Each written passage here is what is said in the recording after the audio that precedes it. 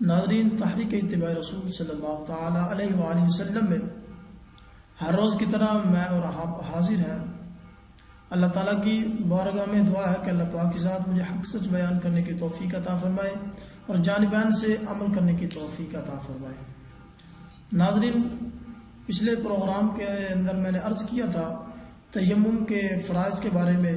انشاءاللہ اس پروگرام کے اندر میں آپ کو تیمم کا مسنون طریقہ عرض کروں گا کہ تیمم کرنے کا طریقہ کیا ہے، اور انشاءاللہ اس کے متعلق جتنی بھی باتیں ہوئی انشاءاللہ عرض کروں گا۔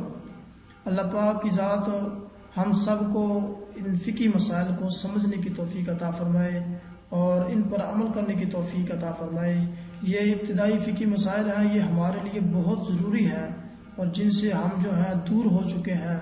میں دعا کروں گا کہ اللہ پاک کی ذات ہم سب کو جو ہے ان ابتدائی فقہی مسائل کو سمجھنے کی توفیق عطا فرمائے۔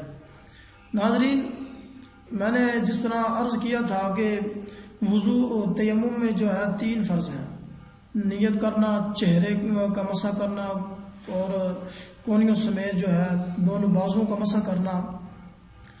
اب تیمم کرنا کس طرح ہے؟ تیمم جو ہے اس طرح کرنا ہے کہ اگر آپ زمین پر مطلب ہے کہ آپ تیمم کرنا چاہتے ہیں یا پتھر پر کرنا چاہتے ہیں یا کوئی ریت ہے جو زمین کی جنس چیز ہے نا، اگر آپ اس پر تیمم کرنا چاہتے ہیں تو آپ جو ہے یہ اپنے ہاتھوں کو اس طرح انگلیوں کو کھول لیں، ہاتھوں کو جو ہے اس طرح بنا لیں اور اس طرح نیچے زمین پر آپ جو ہے گرد جو بھی ہے اس پر اس طرح ہاتھوں کو آہستہ سے جو ہے رکھیں تاکہ جو ہے مٹی جو ہے ہاتھوں کو جو ہے لگ جائے۔ اور اگر جو ہے کہ مٹی اگر آپ پتھر پر کر رہے ہیں تو پتھر پر تو گرد نہیں ہوتی، گرد و غبار نہیں ہوتی، مٹی وغیرہ نہیں ہوتی، تو پھر آپ جو ہے پتھر پر کریں، اس کے بعد فوراً انگلیوں کا خلال کر لیں، ٹھیک ہے۔ اسی طرح جب آپ نے زمین پر ہاتھ مارے اس کے بعد آپ نے ہاتھ اٹھانے ہیں، ہاتھ اٹھا کر ہاتھوں کو جھاڑنا ہے، اس طرح آواز پیدا نہ ہو، آواز تالی کی آواز پیدا نہ ہو۔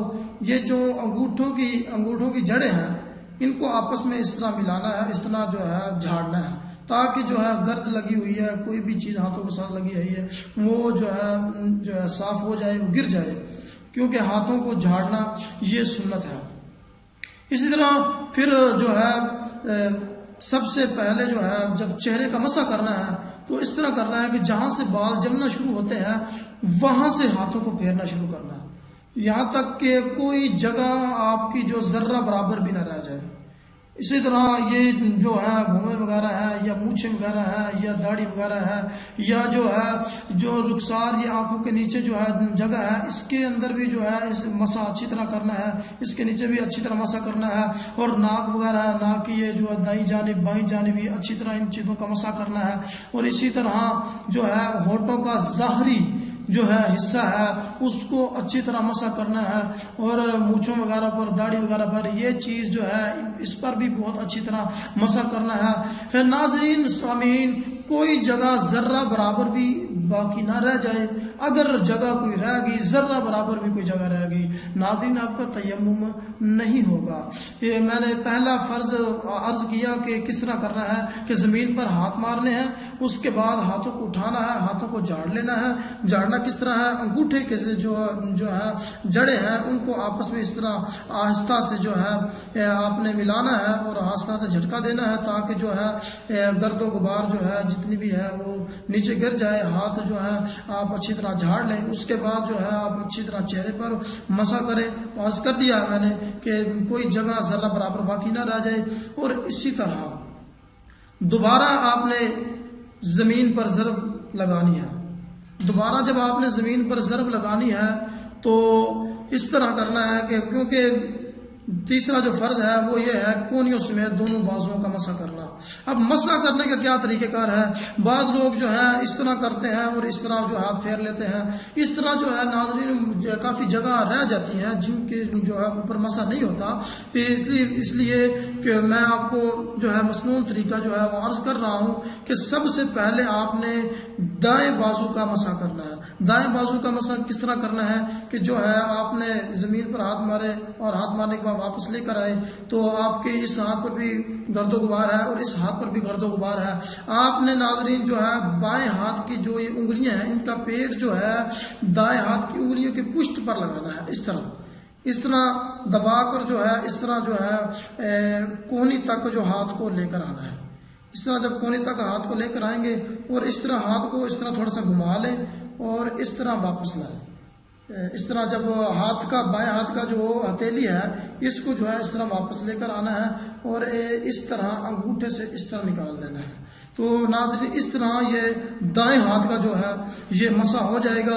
اور اگر انگلیوں کے اندر بعد میں جو ہے آپ جو ہے اس طرح اچھی طرح اس طرح خلال کر لیں تاکہ انگلیوں کے اندر بھی جو ہے کوئی جگہ ایسی نہ رہ جائے جس کا مسح نہ ہو. اور اسی طرح انگوٹھا ہے بعد میں اس طرح بائیں ہاتھ کے انگوٹھے سے اس طرح اس کا اندر سے مسح کر لیں اور دائیں ہاتھ کے انگوٹھے سے بائیں ہاتھ کے اندر اس طرح اس کا بھی جو ہے خلال کر لیں مسح کر لیں. اور اسی طرح ہی بائیں جو ہے بازو کا مسح کرنا ہے.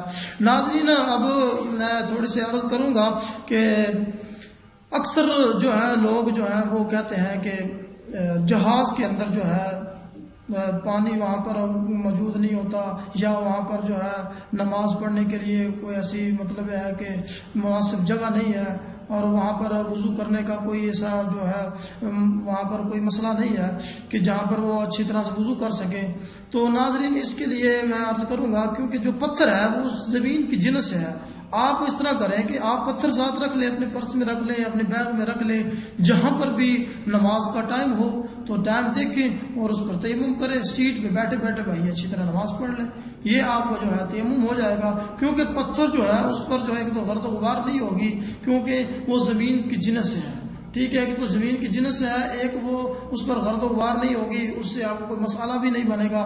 اسے آپ بیگ میں رکھ لیں یا اپنے پرس وغیرہ میں رکھ لیں. تو جہاں پر بھی نماز کا ٹائم ہو وہاں پر اگر آپ کو پانی موجود نہیں ہے, آپ کے پاس پانی مہیا نہیں ہے, آپ کو پانی نہیں مل رہا اور نماز کا ٹائم جا رہا ہے تو پھر آپ جو ہے وہاں پر جو ہے تیمم کر کے آپ نماز ادا کر سکتے ہیں. اسی طرح کوئی شخص مریض ہے اور ہسپتال کے اندر جو ہے داخل ہے اور اتنا جو ہے بیمار ہے کہ اس کے پاس جو ہے نا چلنے کی بھی اس میں طاقت نہیں ہے کہ چل کر آپ وضو کر سکے یا اس کے کوئی عضو کے بڑھ جانے کا, اس کے بیماری کے بڑھ جانے کا کوئی خوف ہو. اسی طرح جا اتنا بیمار ہو کہ اگر وہ کوئی ایسے حکیم طبیب یا ڈاکٹر نے بتایا کہ آپ کو جو ہے اپنے جو ظاہر فاسق اور فاجر نہ ہو تو وہ مسلمان ہو دنا ہو, تو اگر اس نے کہا کہ اگر آپ نے وضو کیا یا غسل کیا آپ کا جو ہے یہ بیماری بڑھ جائے گی تو ناظرین تو پھر کیا کریں گے, پھر وہ تیمم کر لے گا. اور وہ بھی اسی طرح کرے کہ اپنے پاس کوئی پتھر وغیرہ رکھ لے جو زمین کی جنس سے ہو, پتھر رکھ کے آپ تیمم کر سکتے ہیں. تیمم کر لیں, تیمم کرنے کے بعد آپ نماز ادا کر سکتے ہیں. اس لیے ناظرین یہ تیمم کا میں نے آپ کے لیے مسنون طریقہ عرض کیا. اللہ تعالیٰ کی بارگاہ میں دعا ہے کہ اللہ تعالیٰ کی ذات ہم سب کو عمل کرنے کی توفیق عطا فرمائے. اللہ تعالیٰ کی ذات آپ کا اور میرا حامی ناصر ہو. وآخر دعوانا ان الحمد للہ رب العالمین.